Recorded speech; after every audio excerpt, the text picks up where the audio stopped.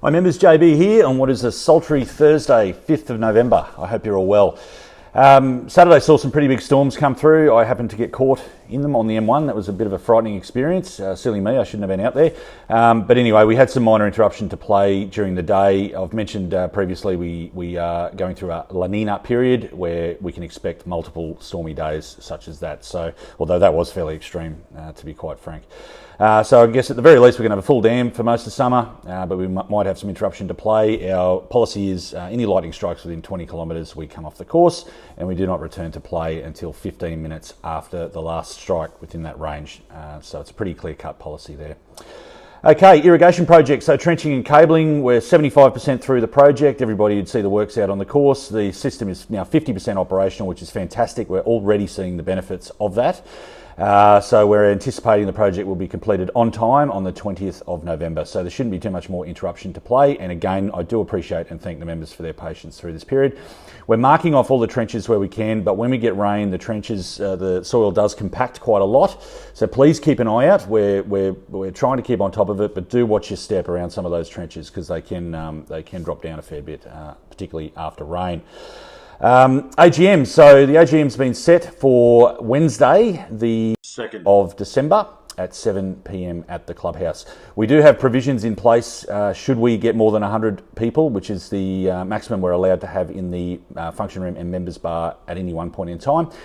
So we are asking everybody to pre-book. We will put further instructions out to the membership, but pre-book at least a week before the AGM so that we can actually manage that situation and organise contingency should we be over 100 people.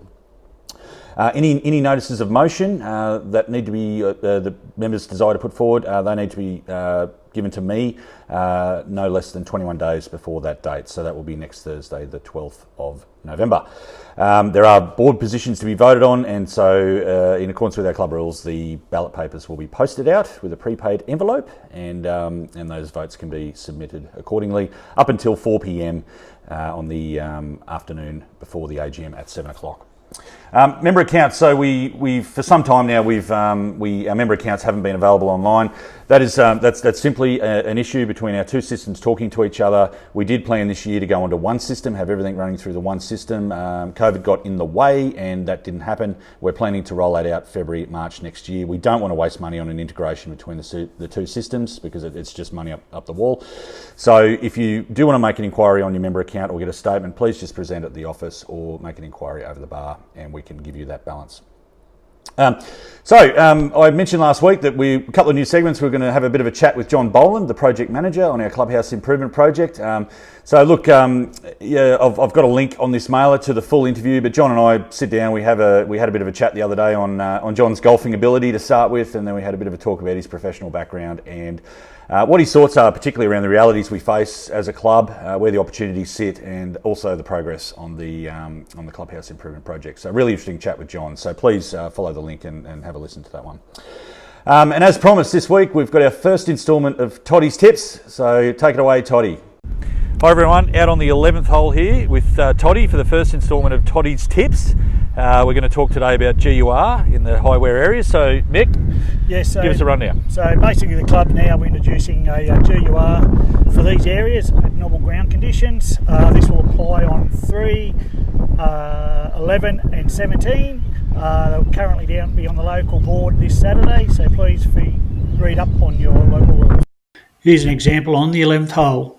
The ball has come to rest on a worn area. You can't be happy with that. You have two options.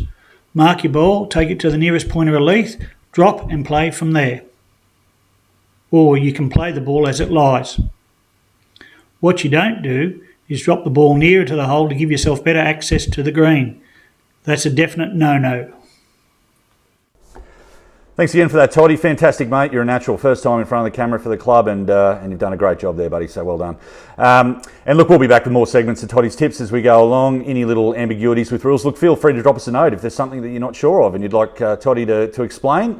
We're happy to put a bit of time in and do that for our members. Aside from that, everybody, I hope you're really well and enjoying your golf, and happy golfing.